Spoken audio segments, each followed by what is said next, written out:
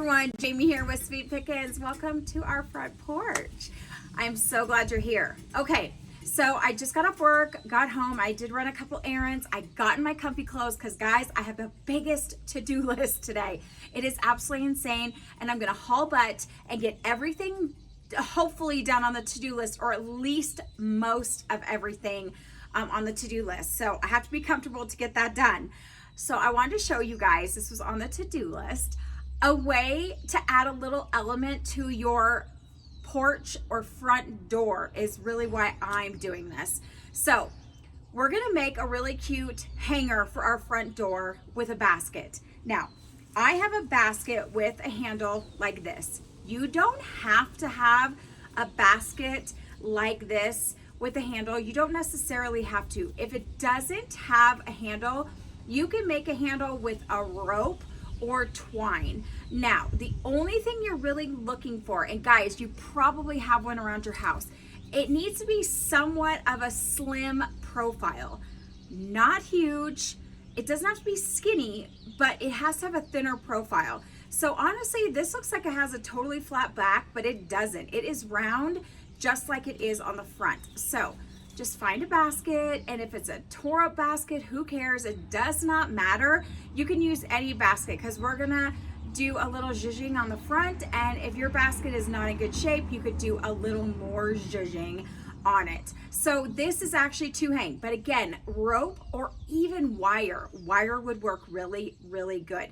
If you use twine, you're gonna wanna do several layers of twine so that it has a little more structure to hang on to this. Now, this is not going to be heavy at all, and I could totally see this. I mean, this would be cute on the front porch or your back patio, but for me, I have a traditional wreath on the door, and I just really wanna update and elevate our front door, and I had this basket literally just sitting, and I just was kind of tired looking at it. So I'm like, let's do something to it. And it is not perfect. So let's get started. What you're gonna need is some faux flowers. Now pick out your favorite faux flowers. You can find them at all your craft stores. You can find them at Walmart. And there's so many places to find faux flowers. Now, total transparency. I had these flowers already. So I'm like, let's use what we have, right? Let's use what we have. So I have a little bit of lavender here, and then I just have some miscellaneous purple, whites, couple different purples, and then I have some lavender here. So we're gonna mix this. We're just gonna make this work because this is what we already had. So find yourself some picks. I have, let's see, 4, 6, 8, 9 picks here, but these are tiny picks. You see how tiny these are? You wanna know where these came from? Walmart. Tiny picks. And I think they were like, I don't know, $2 each or something, or $1.80 something. So they're not very big. Now we're gonna zhuzh them a little bit, make them a little bit bigger because they are on wire, so we can kind of, push them out and make them look a little fuller, but you don't have to spend a lot of money on flowers. So let's set these aside. We'll come back to those. So on the basket, I have some muslin fabric that I actually coffee stained. So if you see all those stains on there, I had this piece left over from making mummies at Halloween time. So I made some board mummies, and I had this one single piece left over, and it's doubled. So I'm like, let's use this, because again, use what you have. The thing when you're updating your house doesn't always mean you have to buy something new. Now, we all like to buy something new, but sometimes it's not in the budget, or maybe a simple something is in the budget, not a ton. So I just scoured around all my miscellaneous fabric, and I just tried to find something that I had. So you can see all the coffee staining on this all over, which is great. This gives a character. Now we're gonna see what size, if we need to cut this down. If we don't, I don't want to, because the thing is I can always change this fabric out and then use it again for something else. So if you have a piece already cut and you're like, I really need it smaller, but I don't want to cut it, you can fold it in half and it's going to work perfect. So what my vision for this basket is you can see it's two-toned here, right? It's got a dark stripe in the middle, which is great, but I don't necessarily want to just leave a dark stripe. So I thought, why don't we just add a little bit of fabric to that? So what it'll do is it'll just break it up a little bit, and it's just doing a simple bow. Now the fabric is kind of twisted and turned, and that's good because I personally like that look. I want it to be just perfectly imperfect. Now you're gonna want your bow parts where you're gonna do a bow, you want them to be even. So perfect. So then you can see I just put it along this way, right? So here are our pieces here. So, and you can, if you really want it perfect, you can do it perfect. I love imperfectly perfect items. I just love that.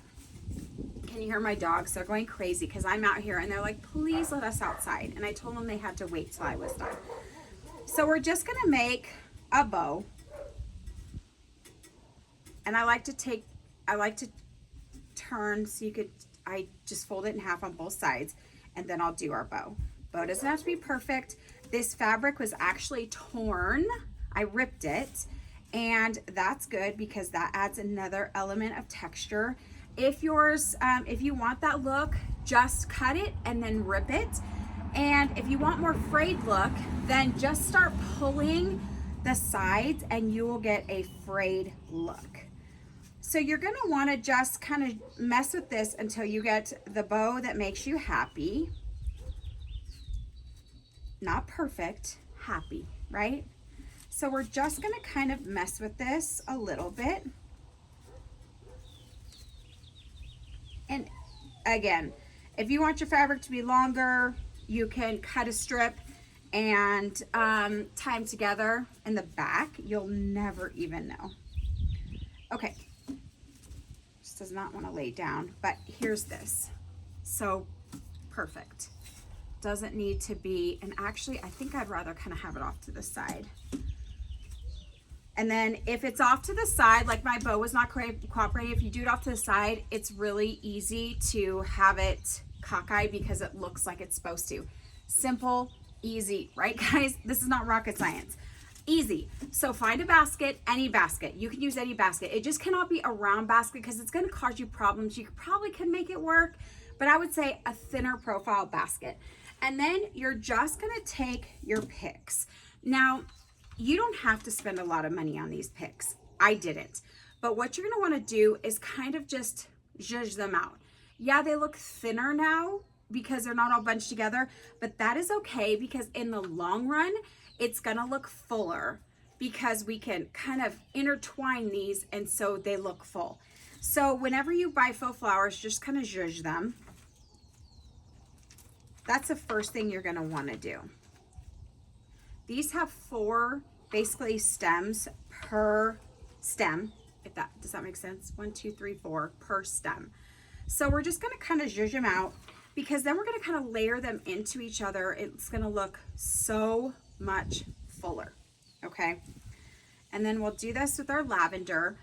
Now I had these picks and I tried to find picks that were complementary. So the different purples, and there's yellow in here. There's obviously the green. So what we're gonna do is we're just gonna take a couple and then we're just gonna start putting them in. Okay, so what I like to do is I like to just do a bunch like this, okay? I still have some here and we're gonna use those. But the key, I think, in building something really fun and really nice and elevated is starting out with a little and then going through and putting the picks where you need to. Now, with baskets, you can put paper and stuff at the bottom to elevate your flowers, or what you can do, I'm gonna show you guys. You can take your flowers and see all the weaving? You just can kind of tuck this down in and you pull it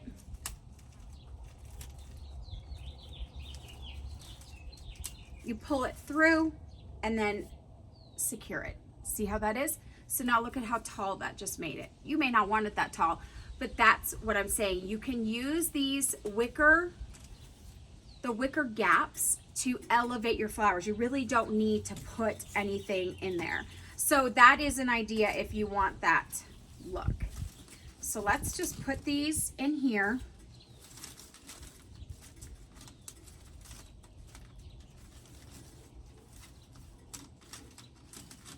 And it's just arranging to where it's perfect. So let's just keep adding. But you could put paper, you could put garbage bags like from Walmart, that kind of thing in here, just to give it a little bit of cushion down on the bottom. I honestly don't find that necessary. Okay, I want to put a lavender on each side since I only have 2 lavenders. Okay, so see, just by zhuzhing it, look at how pretty this is. So guys, these are just elements that I already have at home. So now what we can do is we can hang it on our door. We could set it on our porch. I mean, how pretty is that? You can put it pretty much anywhere. So guys, I know it's not rocket science. Just check what you have around your house and just create something really fun and fresh for your front door that cost you $0. So that's all done. So I'm gonna go get that hung up on our front door. Then this table, I purchased this table at the Vintage Market a few years ago. And this is our stand for our TV on our back patio. However, one of the legs, the little rung on the leg is coming off, and a couple pieces here are not doing the greatest. This has been through weather.